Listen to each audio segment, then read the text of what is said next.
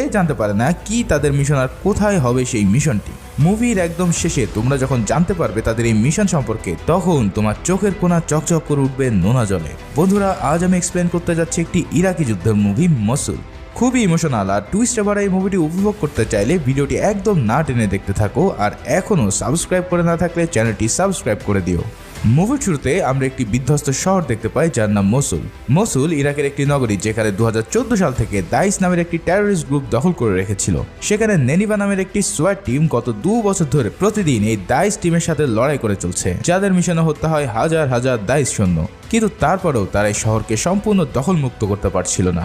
কিন্তু এবার তারা তাদের একটি ফাইনাল মিশন পরিচালনা করে যাতে এই শহরকে সম্পূর্ণরূপে তারা মুক্ত করতে পারে। পরের সিনে দেখা যায় দুজন ইরাকি পুলিশ এই দাইসের বিরুদ্ধে লড়াই করছে। তারা কিছু দাইস সৈন্যকে আটক করে নিয়ে যাওয়ার জন্য, কিন্তু সেই সময় তাদের বাঁচাতে আরো অনেক দাইস সৈন্য সেখানে উপস্থিত। সে জানতে পারে না কি তাদের